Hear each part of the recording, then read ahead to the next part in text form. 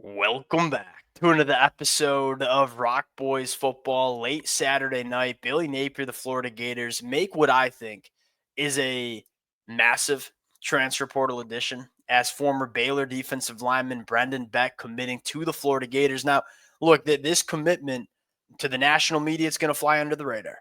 Like, heck, it probably is going to fly under the radar to a lot of Florida Gator fans as well. I think there's going to be a lot of Florida fans looking up week one and saying, all right, who's that new kid Brandon Bett on the defensive line? To the Florida fans who follow this program pretty damn closely, that kind of understood where this roster sit 24 hours ago, I think y'all know this is a massive addition, right? On Thursday afternoon when Dontre Robinson left Florida, the biggest question was not, oh, you're losing an all SEC guy. Like that's not necessarily the conversation we had about Dontre Robinson leaving. The conversation we had was the depth on the defensive line, which maybe already was a question mark before Dontre Robinson decided to leave, suddenly became a glaring question mark for Florida. And I think Billy Napier saw that as well. And I give Billy Napier and Florida staff a ton of credit. Like they quickly identified it, identified a player that they think they can bring in to kind of replace Dontre Robinson, and they wrapped this sucker up inside of 48 hours. Like that's how you want to operate in the spring transfer portal window. Now, Brendan Bett, 3 years of eligibility remaining. I would argue, go back to his 2023 year, true freshman year at Baylor. You could argue that he was a more impactful true freshman at Baylor in 2023 than Dontre Robinson was in 2024 for Florida. Now, he had some academic issues in 2024, so he decided to redshirt. Now coming back, 3 years of eligibility.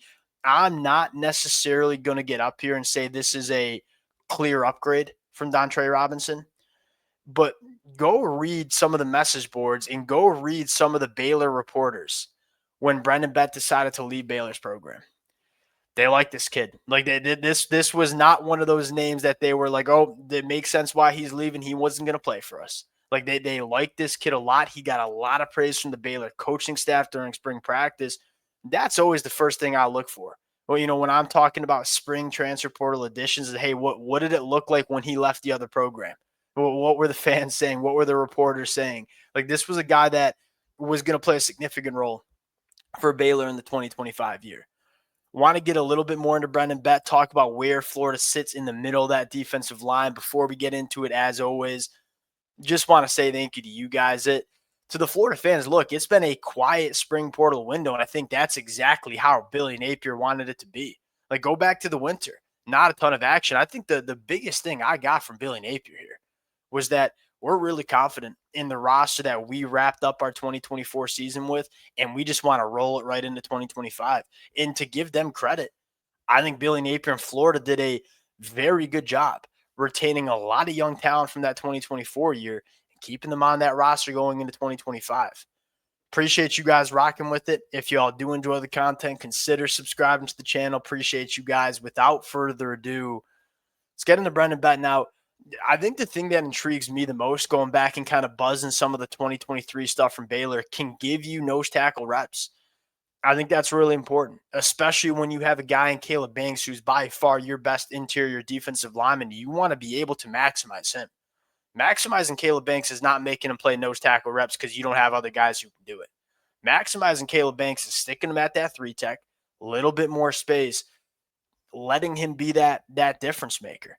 And you look at Brendan Bett and say, it probably needs to clean up a little from a technical standpoint, plays a little bit high as a freshman, probably needs to up the physicality. Look, if he kind of took care of that stuff during his redshirt year, like put on a little bit more weight, added a little bit more physicality, I think he's going to be a very, very solid interior defensive lineman for Florida that can play 3-tech, can play the nose. The other thing I'll mention here is that, I mean, one, I think Florida has one of the best defensive line coaches in all of college football. I think the best coach on that staff is Coach Chapman.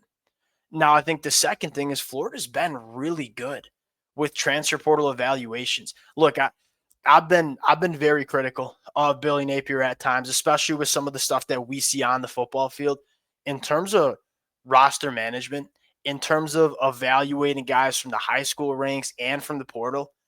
Like, Billy Napier and the staff have been really good. And so it makes you feel a little bit better about like Brendan Bett, not a guy that is a national media name. Like I'll raise my hand and say, when I found out Florida was kicking the tires on this kid, I had to go back and watch him because I hadn't seen him play much. There's a lot to like, and you kind of blindly trust, Billy Napier in Florida in terms of the transfer portal additions that they made. And again, what stands out to me the most is the way that the Baylor fans and the Baylor reporters, the guys who cover that program, talked about this kid when he decided to leave. Like I think Baylor really liked him. Now going into like, all right, what does this defensive line rotation look like here? Here's the biggest conversation for me is like, are we deep enough? I look back at Georgia in 2021 and Georgia in 2022. Michigan in 2023, or even Ohio State in 2024, like all those teams that we saw win national championships in this transfer portal era, you might say, what do all of those teams have in common? They won national championships in different ways, right? Ohio State, a little bit more run and gun, obviously Jeremiah Smith. Michigan, ground and pound, run game, good defense. All four of those teams, elite depth on the defensive line. I think that's been a priority for Florida. Now you look at it and say it still might be a question heading into 2025. And, outside of, number one storyline going into fall camp is DJ Lagway throwing the football back 100% healthy, right? Florida ain't win a national championship. And I shouldn't say that. If Florida's winning a national championship, it's because DJ Lagway is one of the best quarterbacks in the country. One of the other storylines, though, and I've been very, very vocal that this Florida team is not just DJ Lagway. Yes, DJ Lagway is the one commanding the national media attention, and rightfully so, one of the most talented players in the sport. This team's a lot more than DJ Lagway. The last question I think we have for this team going into fall camp is, hey, how many names do we trust in the middle of that defensive line? No, I trust Caleb Banks. Jamari Lyons is a really important guy here. Jamari Lyons, before that season-ending injury, was talked about as a starter for Florida, as one of the best defensive linemen.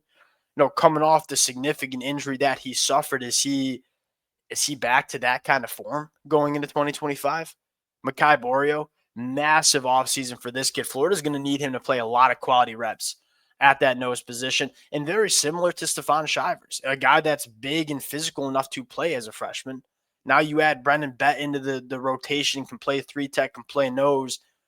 I think you feel better about it. It's still probably that lingering question heading into 2025, but I do think Florida has done the necessary things in terms of keeping guys on the roster, going out and making a portal addition when they needed to feel solid about the depth in the middle of the defensive line.